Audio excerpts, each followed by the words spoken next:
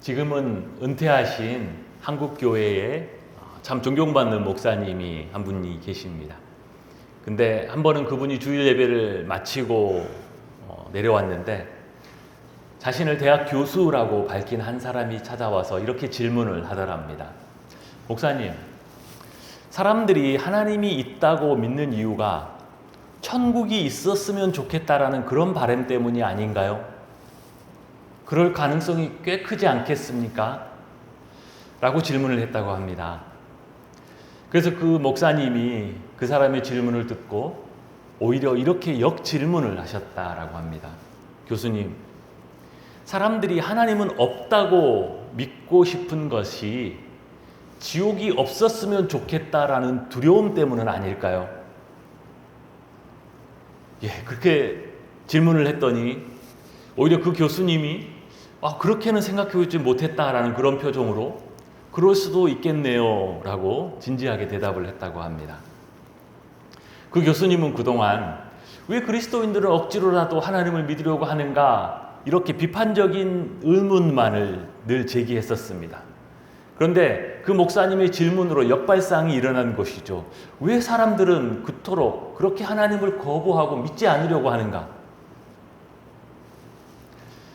인간이 살아온 거의 대부분의 그동안 사회에서는 항상 그 사회에 감옥이 있었습니다. 사실 누구에게나 감옥이라는 말은 들으면 별로 좋은 느낌은 아닙니다. 그런데 생각해보면 우리 사회에서 감옥이 있어야 한다고 생각하는 사람들은 누구일까요? 자기 자신과 가족들의 생명과 재산 그리고 법이 정한 정당한 권리를 보호받기를 원하는 사람입니다. 그러면 반대로 감옥이 없었으면 하는 사람들은 누구일까요? 감옥이 없으면 좋겠다. 타인의 생명과 재산과 권리를 침해하고 마음대로 짓밟고도 처벌받기를 원치 않은 사람일 것입니다. 감옥이 없으면 좋겠다. 이 세상에 사람을 처벌하는 그런 나쁜 법이 없었으면 좋겠다. 사람을 처벌하는 법이 없고 이 세상에 감옥이 없으면 얼마나 좋은 세상일까? 여러분, 그러면 그 세상이 좋은 세상이겠습니까? 아니면 더 지옥에 가까운 세상이 되겠습니까? 지난 시간 바울은 복음을 소개하며 복음에는 하나님의 의가 나타났으며 이 복음은 모든 믿는 자를 구원하시는 하나님의 능력이라고 했습니다. 이전에 스스로 율법의 선생이었던 바울이 이제는 복음의 일꾼이 되어서 이 복음만 생각하면 가슴이 벅차고 감격스럽다라고 하죠. 바울이 자신의 삶 전부를 바쳐서 이 복음의 일꾼이 된 이유는 이 복음이 누군가에게는 필요하고 또 누군가에게는 없어도 되는 그런 것이 아니기 때문입니다. 이 복음은 모든 사람에게 절대적으로 필요한 것이기 때문에 바울은 이 복음의 일꾼이 되었고 이 복음이 사람들 가운데 역사하는 것을 보면서 바울은 감격하고 자랑스러워하는 것입니다. 왜 모든 사람에게 이 복음이 절대적으로 필요할까요? 바로 모든 인간이 현재 처해 있는 상황 때문입니다. 오늘 바울은 본격적으로 복음이 무엇인지를 설명하면서 가장 먼저 하나님의 진노 아래 놓인 인간의 상황에 대해서 언급합니다. 오늘 18절인데요. 하나님의 진노가 불의로 진리를 막는 사람들의 모든 경건치 않음과 불의에 대하여 하늘로부터 나타나나니. 모든 인간은 하늘로부터 쏟아 부어지는 하나님의 진노 아래에 있습니다. 그리고 그 진노의 이유는 불의로 진리를 막는 인간들의 모든 경건치 않음과 불의 때문입니다.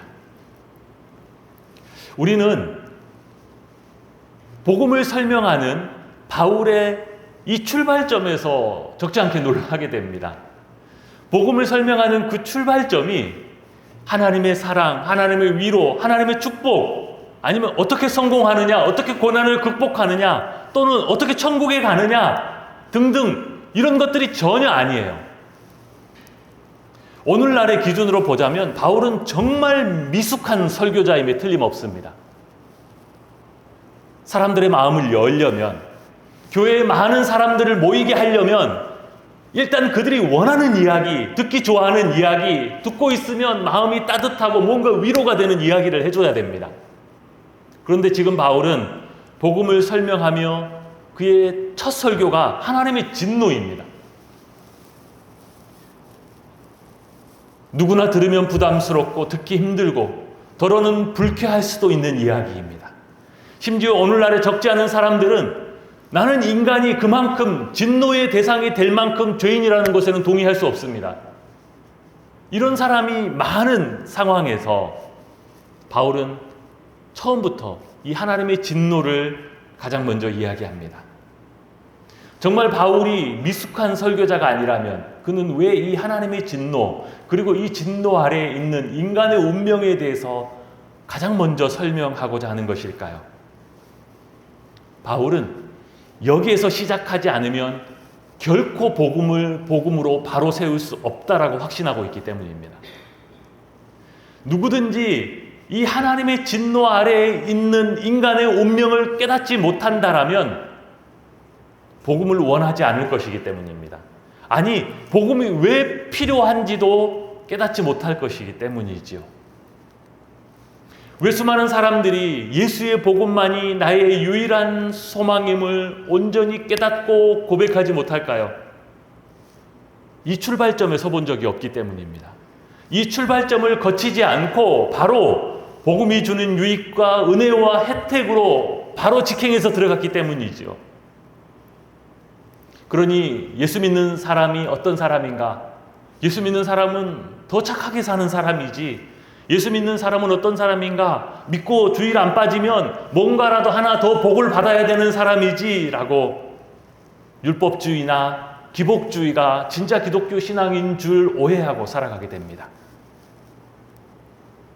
바라기는 저 우리 모든 성도님들이 참 그리스도인으로서 복음에 왜 예수의 피가 묻어 있는지, 또 왜 복음이 인간의 노력을 요구하는 것이 아닌 구원하시는 하나님의 능력인지를 깨닫게 되기를 주님의 이름으로 축복합니다. 그렇다면 우리는 바울이 여기서 하나님의 진노의 이유가 무엇이라고 하는지 우리가 좀 주목해서 볼 필요가 있습니다. 우리가 함께 읽은 18절 말씀 후반부에 보면 그 이유를 모든 경건치 않음과 불의에 대하여 라고 합니다. 즉 바울은 여기서 인간의 모든 죄를 두 종류로 크게 묶어서 제시하고 있는데, 하나는 경건치 않음이고 다른 하나는 불의입니다. 사실 이 두 항목 중에 우리에게 조금 더 익숙하고 이해하기 쉬운 것은 뒤에 나오는 불의입니다. 왜냐하면 불의는 우리가 이미 알고 있는, 또한 심지어 세상에서 예수는 믿지 않지만 나름대로 윤리적인 삶을 추구하는 사람들도 모두 인정하고 동의하는 인간의 크고 작은 죄를 뜻하기 때문입니다. 살인, 폭력, 간음, 도적질, 거짓과 사기, 배신과 비방, 방탕함 등등등 직접 자기의 몸으로 행하는 모든 죄를 비롯하여서 시기와 질투와 분냄과 교만과 탐심과 음란과 모든 악한 생각 등 마음으로 짓는 모든 죄를 다 포함합니다. 이 모든 인간의 불의 때문에 하나님의 진노가 하늘로부터 나타납니다. 아무리 작고 사소한 죄라도, 심지어 겉으로 드러나지 않는, 그래서 나 외에 다른 누구도 알지 못하는 마음속에 있는 죄라고 하더라도 이 하나님의 진노에서는 예외일 수가 없습니다. 왜냐하면 그 어떤 것도 하나님 앞에서는 감추어질 수 없기 때문입니다. 히브리서 4장 13절은 이렇게 말씀합니다. 지으신 것이 하나도 그의 앞에 나타나지 않음이 없고 우리의 결산을 받을 시에 눈앞에 만물이 벌거벗은 것과 같이 드러나느니라. 그분 앞에 그 어떤 것도 감추어질 수 없습니다. 그 어떤 것도 다 그분 앞에서는 벌거벗은 것과 같습니다. 또한 하나님은 악과 죄를 절대로 간과하실 수 없는 빛과 같은 온전한 거룩하신 분이시기 때문입니다. 요한일서 1장 5절은 하나님이 어떤 분이신지 이렇게 가르칩니다. 우리가 그에게서 듣고 너에게 전하는 소식은 이것이니 곧 하나님은 빛이시라. 그에게는 어두움이 조금도 없으시다는 것이니라. 이렇게 그 어떤 것도 하나님 앞에서는 감추어질 수 없고, 거룩하신 그분은 그 안에 어떠한 죄라도 결단코 용납하실 수 없는 빛 대신 온전히 거룩하신 분이시기 때문입니다. 그런데 바울은 오늘 이 하나님의 진노의 대상이 되는 인간의 이 모든 불의와 함께 또 다른 죄를 우리에게 말하고 있습니다. 경건치 않음. 이것이 무슨 죄인가? 경건하면 좋긴 하겠지만 경건치 않음이 그렇게 큰 죄인가? 우리에게 조금 낯설기도 하고, 이것이 진노의 심판을 받을 만큼 그렇게 심각한 죄인가 싶기도 합니다. 근데 여러분, 오늘 바울은 하나님의 진노가 모든 경건치 않음과 불의에 대하여 하늘로부터 나타나나니, 즉 인간의 모든 불의의 죄보다 이 경건치 않음의 죄를 먼저 언급하고 있는 것을 보셔야 합니다. 이 순서가 무엇을 뜻할까요? 인간의 모든 불의의 죄보다 이 경건치 않음의 죄가 더 심각한 죄이고 더 무거운 죄이고 더 근본적인 죄임을 지적하고 있는 것입니다. 우리는 세상이 말하는 죄와 성경이 말하는 죄가 어느 정도는 비슷하다고 느껴집니다. 특별히 불의에 대해서 이야기할 때는 그래, 그것은 죄이지 라고 대부분 공감합니다.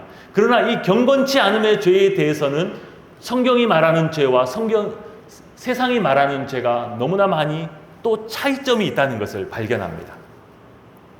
왜 경건치 않음이 죄인지, 그리고 왜 이 죄가 더 심각하고 우선되는 죄인지를 깨닫는 은혜가 저와 우리 모든 심령 가운데 하나님의 은혜로 주어질 수 있기를 축복합니다.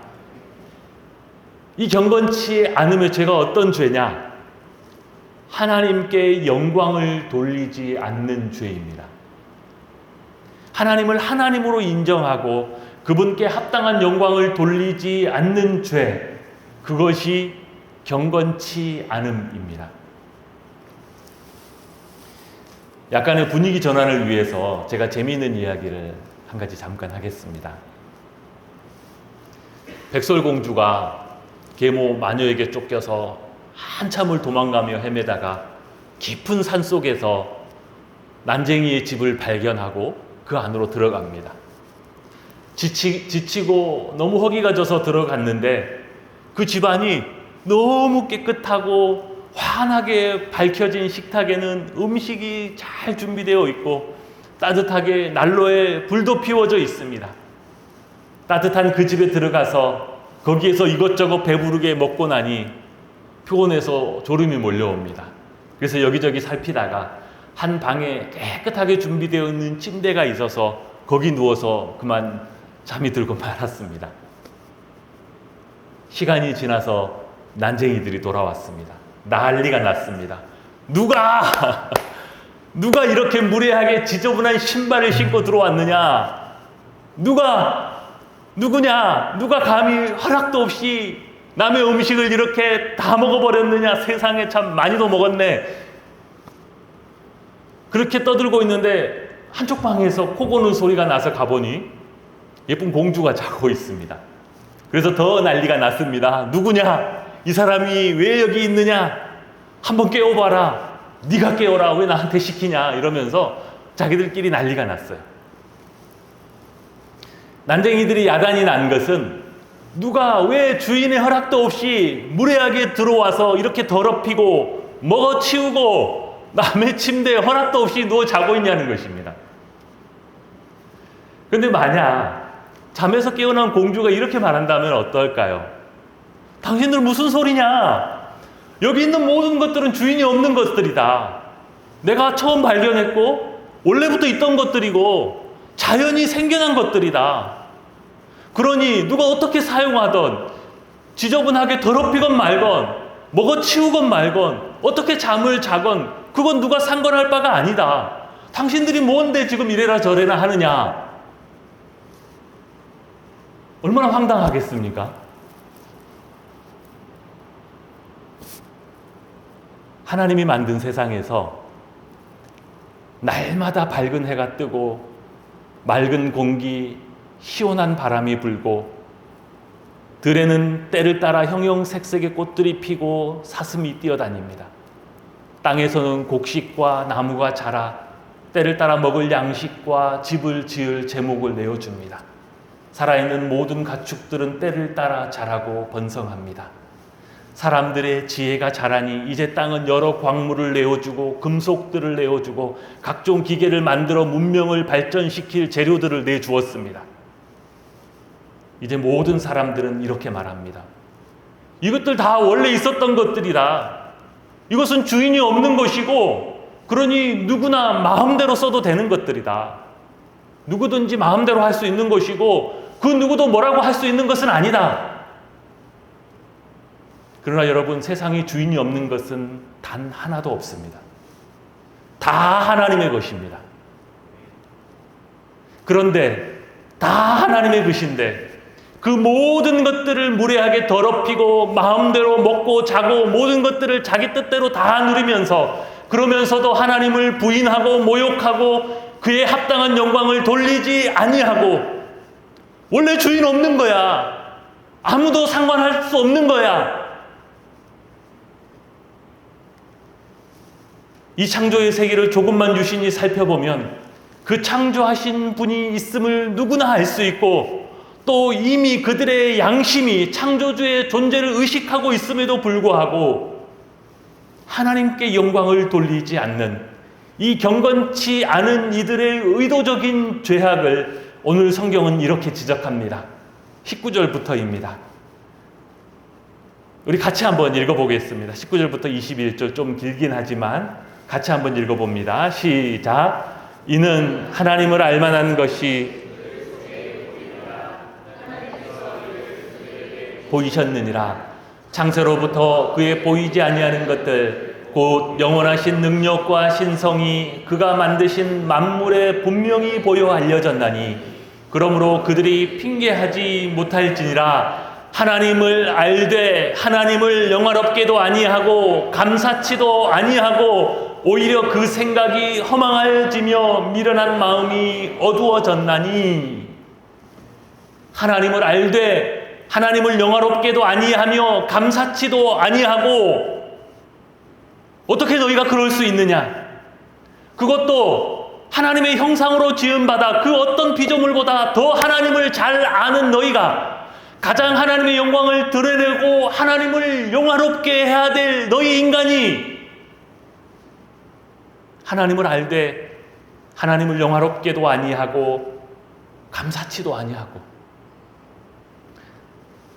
세상 사람들은 하나님을 안 믿어도 착하게 살면 되지 왜 하나님을 안 믿는 것 때문에 심판을 받아야 하느냐고, 그것은 너무나 편파적이고 부당하다라고 외칩니다.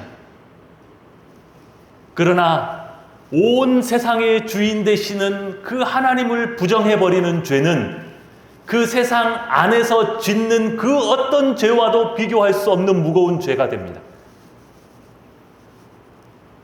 여러분, 부모님을 부정해버리는 죄보다 더 큰 죄가 있겠습니까? 부모님의 말 한두 가지 말 안 듣는 것과 부모님 자체를 부정해버리는 죄의 무게를 비교할 수 있겠습니까?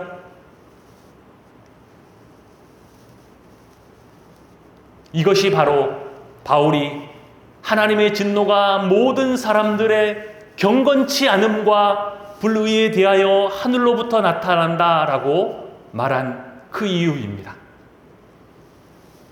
그동안에는 인간의 마음이 굳어지고 온 세상이 거짓과 죄악으로 어두워서 하나님 앞에서 인간의 우리의 참 모습이 어떤지 아무도 제대로 깨닫게 해주지 못했습니다. 그러나 이제 복음의 빛이 우리의 마음 가운데 비추어짐으로 하나님 앞에서 우리가 어떤 상황에 있는지 참 진리가 드러나고 있습니다. 온 세상이 캄캄하여서